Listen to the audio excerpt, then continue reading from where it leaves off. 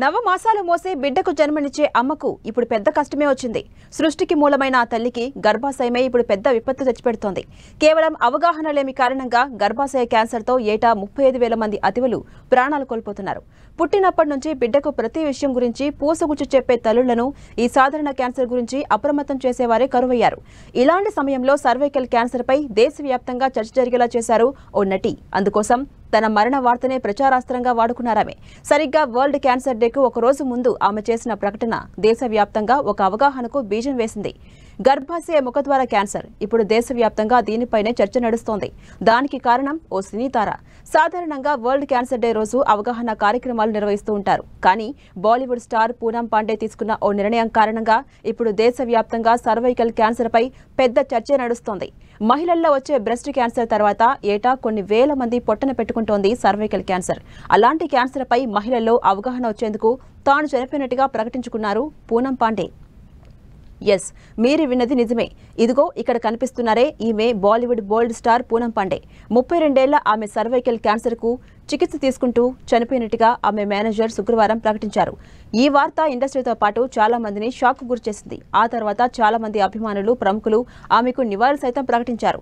కానీ శనివారం అనూహ్యంగా ఆమె వీడియో రిలీజ్ చేశారు. తాను చనిపోలేదని, బతికే ఉన్నానంటూ ఇన్స్టా వేదికగా పంచుకున్నారు.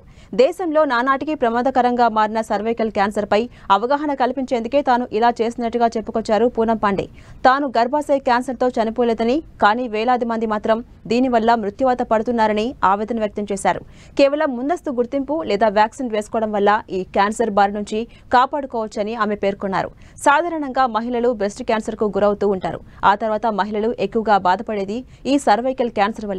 ప్రపంచ వ్యాప్తంగా మిగతా క్యాన్సర్స్ తో పోలిస్తే ఇది 8వ స్థానంలో ఉంది. కానీ మన దేశంలో మాత్రం మహిళల్లో వస్తున్న వాటిలో సర్వైకల్ క్యాన్సర్ది 2వ స్థానం. కేవలం గత ఏడాది కాలంలోనే ప్రపంచ వ్యాప్తంగా 6,61,044 సర్వైకల్ క్యాన్సర్ కేసులు బయటపడితే అందులో 3,48,186 మంది మృత్యువాత పడ్డారు.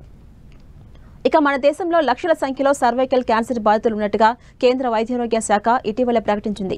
ఏటా దాదాపు 80 మంది గర్భాశయ క్యాన్సర్ బారిన పడుతుండగా అందులో 35,000 మంది ప్రాణాలు కోల్పోతున్నారు.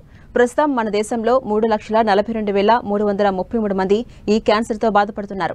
45,682 మంది సర్వైకల్ క్యాన్సర్ బాధితులతో ఉత్తరప్రదేశ్ రాష్ట్రం దేశంలో మొదటి స్థానంలో ఉంటే ఆ తర్వాత స్థానంలో తమిళనాడు, పశ్చిమ బెంగాల్ ఉన్నాయి. ఇక ఆంధ్రప్రదేశ్ 17,146 మందితో 7వ స్థానంలో ఉండగా తెలంగాణ 11,525 మంది బాధితులతో 11వ స్థానంలో ఉంది. మహిళల్లో గర్భాశయం దిగువ ఉన్న సర్విక్స్ లో తలెత్తే క్యాన్సర్ను సర్వైకల్ క్యాన్సర్ అంటారు. సర్విక్స్ లో కణాలు మార్పులు చెందుతూ క్యాన్సర్గా మారి పూర్తిగా విస్తరిస్తాయి. పాప్స్మియర్, పెల్విక్ ఎగ్జామినేషన్, బయాప్సీ ద్వారా ఈ క్యాన్సర్ను గుర్తిస్తారు. ప్రీ క్యాన్సర్ దశలో చిన్నపాటి ట్రీట్మెంట్తోనూ దీనిని నిర్మూలించే అవకాశం ఉందని వైద్యులు చెబుతున్నారు. ఈ క్రమంలోనే 29 ఏళ్లు దాటిన మహిళలు ప్రతి 2-3 ఏళ్లకోసారి ఈ స్క్రీనింగ్ పరీక్షలు చేయించుకోవాలని సూచిస్తున్నారు డాక్టర్స్. గర్భాశయ క్యాన్సర్ బారిన పడకుండా ఉండేందుకు వ్యాక్సిన్లు కూడా అందుబాటులోకి వచ్చాయి.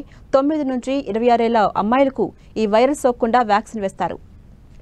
ఇక దేశీయంగా అభివృద్ధి చేసిన ఈ టీకా ధర మార్కెట్లో 2,000 రూపాయలకు అందుబాటులో ఉంది. ఇక కేంద్ర ప్రభుత్వం కూడా ఈ సర్వైకల్ క్యాన్సర్ను అరికట్టేందుకు చర్యలు చేపట్టింది.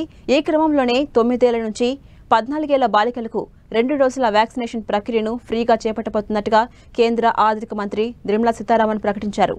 మొత్తంగా ఎంతో మంది ప్రాణాలకు పెనుముప్పుగా మారిన సర్వైకల్ క్యాన్సర్ పై మహిళల్లో అవగాహన తెచ్చేందుకు నటి పూనం పాండే చేసిన సాహసంపై చాలా మంది ప్రశంసలు కురిపిస్తున్నారు. ఆమె తీసుకున్న నిర్ణయం వల్ల ఇప్పుడు గర్భాశయ క్యాన్సర్ పై పెద్ద ఎత్తున చర్చ జరిగి ఎంతో మందికి అవగాహన కలుగుతోంది.